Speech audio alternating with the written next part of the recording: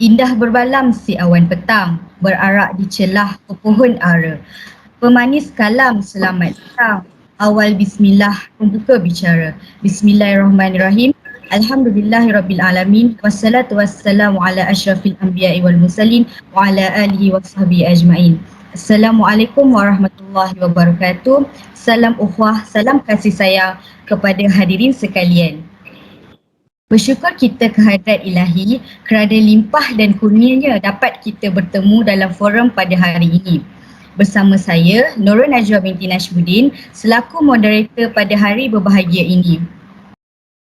Hadirin dan hadirat sekalian, sebelum saya memperkenalkan barisan panel kita pada hari ini, kita sedia maklum dewasa ini, masalah buli dalam kalangan remaja agak membimbangkan semua pihak. Oleh itu, masalah ini perlu kita lihat dalam skop yang lebih luas jika kita ingin masalah ini diselesaikan. Okey, oleh itu sesuailah dengan forum bicara kita pada hari ini, iaitu buli merosakkan masa depan. Sebelum kita mengupas isu ini dengan lebih lanjut, ingin saya berkongsi sedikit tentang apa itu buli. Okey, buli adalah sesuatu tindakan dengan niat untuk menyakitkan hati dan memberi tekanan kepada seseorang. Untuk pengetahuan semua, buli ini boleh dikategorikan dalam 4 jenis, iaitu buli fizikal, buli lisan, buli berkaitan hubungan dan cyberbuli. Perbuatan buli ini dilakukan oleh remaja, tidak kira sama ada lelaki atau perempuan. Cumanya remaja lelaki ini dia membuli lebih cenderung ke arah keganasan, manakala remaja perempuan pula membuli dengan menggunakan cara yang halus. Okey, baiklah. Okey, untuk mengupas tajuk ini dengan lebih mendalam lagi, bolehlah jika saya memperkenalkan dahulu ahli-ahli panel kita pada hari ini. Okey, ahli panel kita yang pertama iaitu satu-satunya kumbang di dalam taman, iaitu Muhammad Najmi bin Muhammad Rosli. Apa khabar saudara?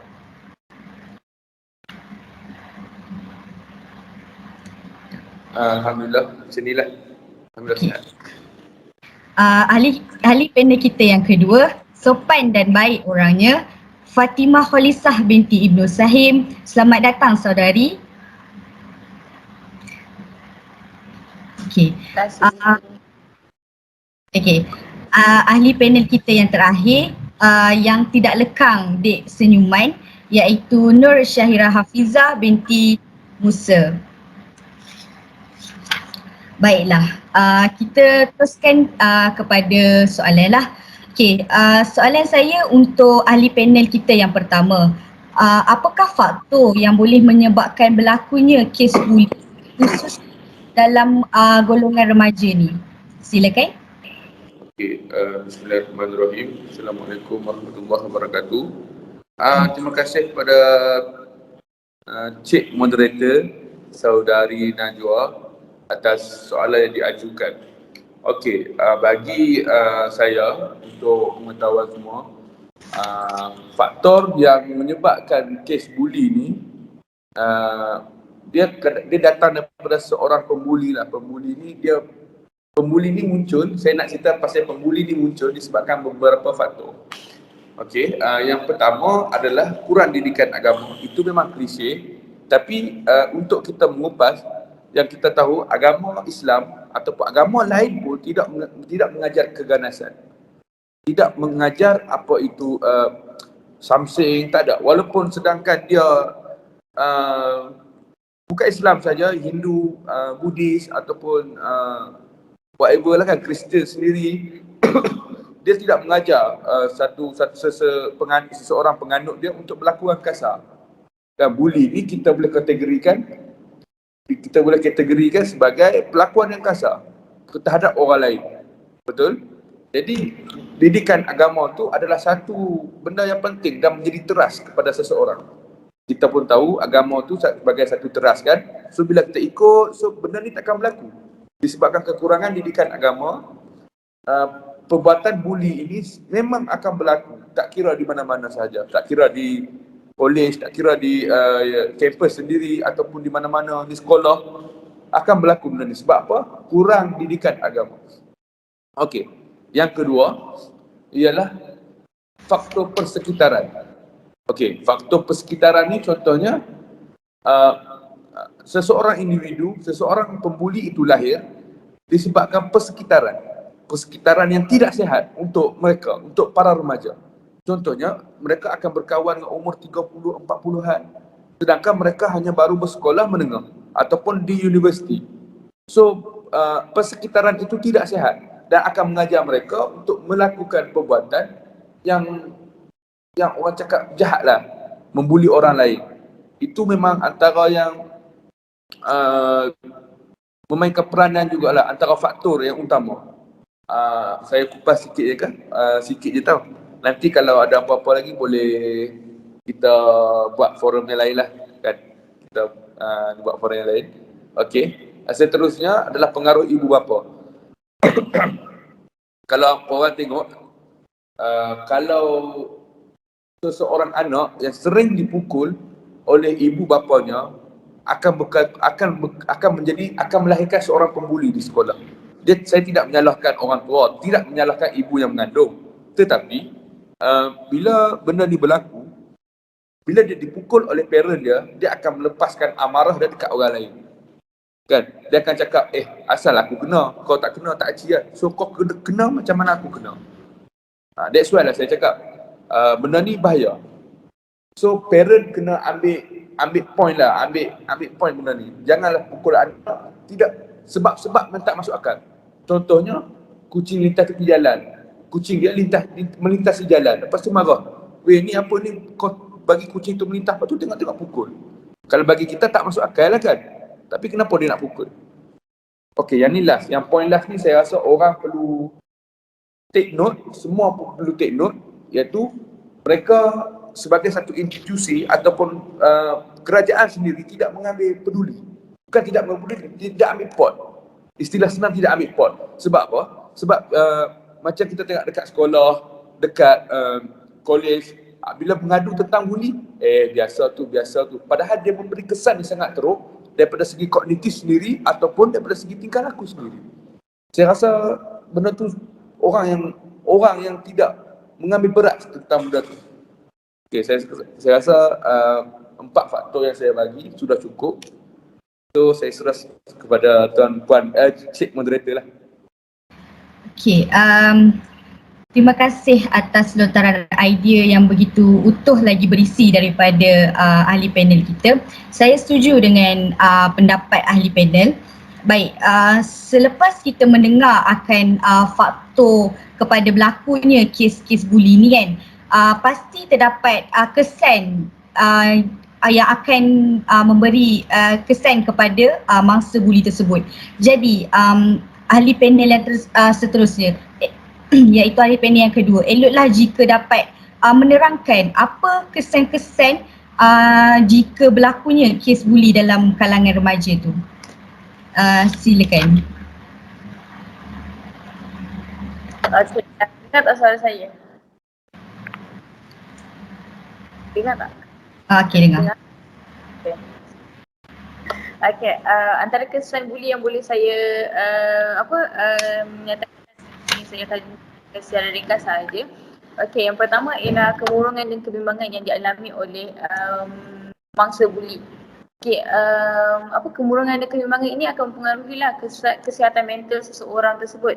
Jika mangsa buli itu mengalami kemurungan yang terlalu serius, dia akan boleh menyebabkan mangsa buli itu berfikir untuk mensederhakan diri dan sampai tahap ada yang sanggup membunuh diri kerana mereka beranggapan bahawa diri mereka sudah tidak berguna lagi. Macam tu. Okey, yang kedua ialah masalah kesihatan. Masalah kesihatan menyebabkan perubahanlah dari segi waktu tidur dan waktu makan mereka. Jika mangsa buli, jika seorang itu mengalami kes buli, ia akan memberi efek kepada diri seseorang tersebutlah. dia boleh mengakibatkan seorang itu tidur lewat ataupun mengalami insomnia kerana terfikir mengalami ketakutan yang ada dalam diri itu membuatkan gangguan terhadap emosi dia. Dan masalah kesihatan juga akan mengakibatkan mereka kurang semangat untuk menjalankan aktiviti harian. Okey, seterusnya ialah akademik merosot. Okey, akibat daripada masalah kesihatan tadi, prestasi akademik mereka mungkin akan merosot sebab kehilangan tenaga dan minat untuk belajar. Jadi mereka ini cenderung untuk ponting sekolah ataupun kelas kerana takut untuk berjumpa dengan si pembuli lah. Okey, yang seterusnya ialah kehilangan minat terhadap segala perkara. Macam yang saya cakap tadi, jika seorang itu pernah mengalami kes buli ataupun dibuli oleh rakan-rakan sekelas ataupun rakan-rakan di sekolah, mereka akan mengalami kemurungan atau ketakutan yang terlampau. Jadi, jika mereka mengalami ketakutan, mereka tidak akan berani untuk berjumpa dengan pembuli itu lagi. Dan mereka juga, mangsa buli ini juga akan membuat keputusan untuk tidak akan pergi ke sekolah ataupun sanggup tidak melakukan apa-apalah, dan mereka lebih selesa menyendiri ataupun mengurangkan diri mereka di dalam rumah ataupun di bilik. Maknanya mereka takutlah untuk berjumpa dengan orang ramai, mungkin diejek ataupun dipukul lagi lah jika dijumpa dengan pembuli tu. Okey, itu sajalah kesan-kesan yang dapat saya nyatakan dekat sini. Saya rasa itu dah terlalu ringkas kerana kita pun kesentukan masa. Okey, jadi saya serahkan kembali kepada Cik Moderator. Terima kasih. Okey, terima kasih kepada ahli panel kita yang kedua atas pandangan beliau sebentar tadi. Okey, selepas kita mengetahui akan faktor dan kesan yang boleh membawa kepada timbulnya isu-isu buli ni dalam kalangan remaja, pasti terdapat jalan penyelesaian atau cara untuk kita mengatasi. Okey, untuk ahli panel yang ketiga, apakah cara yang paling sesuai atau kreatif untuk kita menangani masalah-masalah buli ni? Silakan.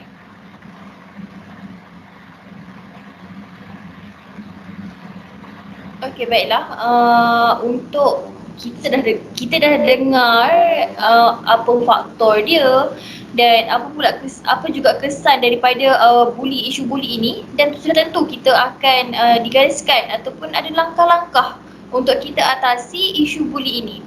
Di sini saya ada gariskan beberapa langkah untuk mengatasi ataupun membenteras isu buli ini yang sudah menjadi semakin barah di dalam masyarakat kita sebenarnya. Okey, di mana yang pertama iaitu keluarga. Sebenarnya keluarga ini merupakan langkah dari akar umbi sebenarnya, di mana didikan keluarga perlulah diterapkan dengan penuh kasih sayang, diterapkan dengan nilai penyayang. Kerana apa? Kerana dari situlah perkembangan diri seseorang remaja ataupun individu itu dipupuk, disemai. Dari rumahlah kita dibina. So, bagi saya, ibu bapa perlu mengambil berat tentang perkara ini, di mana apabila gaya asuhan yang diterapkan di dalam rumah, misalnya gaya asuhan authoritarian, di mana menyebabkan anak-anak ini akan lebih memberontak. Apabila memberontak, mereka tidak ada tempat untuk mereka meluahkan rasa, meluahkan segala apa yang mereka ingin luahkan, maka timbul rasa itu untuk apabila diusik ataupun berlaku apa-apa, mereka akan melakukan perkara tersebut dengan kawan lah. Jadi keluarga ini perlu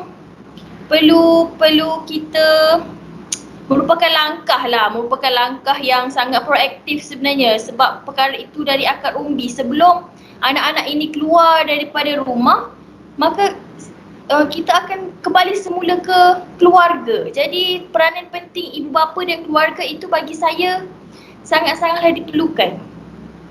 Okey, yang seterusnya adalah rakan-rakan, di mana isu ini Hadir apabila contohlah kalau rakan-rakan tengok kes buli ini, jangan ambil langkah untuk mendiamkan diri. Walaupun perkara tersebut akan takutlah kalau diketahui oleh si pembuli, maka orang yang melaporkan ini tadi akan diambil tindakan oleh si pembuli itu sendiri. Jadi bagi saya, misalnya seperti yalah sekarang ni zaman teknologi dan sebagainya kan. Jadi dengan dengan rakan-rakan tu record menggunakan phone, maka perkara tersebut macam memanglah akan memburukkan imej sebuah institusi tu. Tapi satu langkah juga untuk mengukuhkan bukti yang ada. Jadi dengan perkara-perkara ataupun tingkah laku yang dipamerkan oleh si pembuli yang membuli tadi tu, kalau kita record, benda tu akan viral dan mungkin pihak-pihak yang perlu mengambil berat tentang perkara tersebut akan cepatlah akan mudah benda tu bila benda dah viral kan. Macam tu. Okey, yang seterusnya adalah media, di mana kegairahan remaja ni kita boleh nampak apabila diorang menonton macam cerita-cerita yang berunsurkan keganasan dan sebagainya. Jadi benda tu akan memupuk diri mereka dengan keganasan dan mereka akan mempamerkan perkara tersebut dekat kawan-kawan sehingga menyebabkan benda tu berlaku lah. Jadi media perlu menapislah sebelum menayangkan video-video ataupun movie-movie yang berunsur keganasan ni. Yang seterusnya adalah institusi, tak kisahlah sekolah ataupun college ataupun universiti itu sendiri. Seperti baru-baru ini kita ketahui ada isu buli dari UPNM, Universiti Pertahanan Nasional Malaysia, yang telah menyebabkan kematian, di mana kepekaan tidak diterapkan di pihak pengurusan sebenarnya, di mana ada seorang pelajar di mana merupakan saksi kejadian dan telah mengirim surat layang kepada pihak pengurusan, namun pihak pengurusan tidak mengendahkan perkara tersebut, maka perkara tersebut macam jadi perkara lebih teruk lah sehingga menyebabkan kematian Zulfarhan tu. Dan salah satu ketidakcekapan pihak pengurusan UPNM lah yang saya tengok yang disebarkan, pihak pengurusan itu snap dan hantar ke grup WhatsApp. Jadi si pembuli ni tadi sudah mengambil langkah lebih awal satu tapak daripada pihak pengurusan. Maka lihatlah, nampaklah ketidakpekaan dan tiada kepekaan lah dari pihak pengurusan dekat situ. Jadi perlu ditambah baikkan lagi untuk melaksanakan lebih baik lah. Yang seterusnya iaitu poin saya yang terakhir, iaitu pihak kerajaan, di mana pihak kerajaan perlu memperkasakan lagi undang-undang di Malaysia agar pembuli ini akan mendapat balasan yang setimpal seperti mana perkara yang mereka lakukan. Saya rasa langkah-langkah yang saya telah gariskan ini sudah cukup untuk mengatasi ataupun membendung isu buli yang semakin membarah di kalangan masyarakat kita pada hari ini. Saya serahkan kembali kepada Cik Moderator. Terima kasih. Okey, baik. Terima kasih ahli panel kita yang ketiga. Saya setuju dengan ahli panel yang ketiga berpendapat bahawa buli ni merupakan satu barah, sudah menjadi satu barah kepada masyarakat kita. Jadi dengan cara-cara atau jalan penyelesaian yang ahli panel ketiga kita berikan tu adalah, saya rasa adalah satu perkara yang wajar lah kita terapkan dalam masyarakat kita. Baik, dengan pendapat dan idea-idea yang telah ahli-ahli panel kita kongsikan tadi, saya dapat simpulkanlah di sini bahawa buli itu adalah satu penyalahgunaan kuasa oleh satu-satu individu yang lebih kuat terhadap individu yang lemah. Jadi bagi saya masalah ini perlu ditangani dengan segera kerana jika gejala ini menjadi semakin serius, mangsa buli ni dia akan berhadapan dengan pelbagai risiko, termasuklah macam ahli panel kita ketiga tadi sampai kehilangan nyawa sendiri.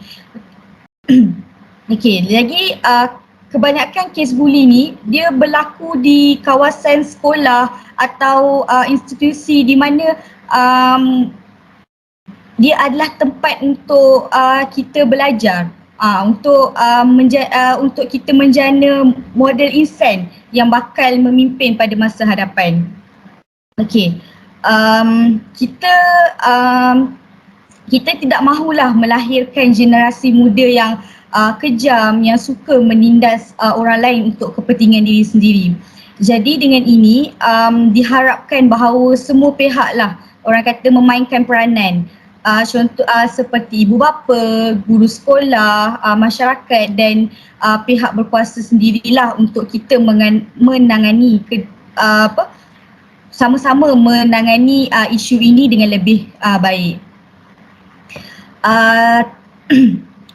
Kita pula sebagai orang kata remaja yang membesar dalam teknologi moden ini, kita seharusnya lebih atau semakin berfikiran bijak dalam berfikir, kemudian mampu untuk melihat kesan baik dan buruk dalam satu-satu tindakan sebelum kita membuat keputusan. Okey. Baiklah, sampai di sini saja forum kita pada petang ini. Sebelum saya menutup majlis, saya sediakan sedikit pantun. Okey. Pohon berangan tempat bertemu, girangnya rasa si anak dara. Baliklah tuan membawa ilmu, binalah bangsa, bangunkan negara. Kuih bahulu tradisi kita, ketupat rendang, pembuka selera, tangan dihulur, maaf dipinta, agar ukhuwah terjalin mesra. Akhir kata daripada saya, terima kasih untuk semua ahli panel pada hari ini dan mohon maaf atas ketelanjuran kata. Assalamualaikum warahmatullahi wabarakatuh.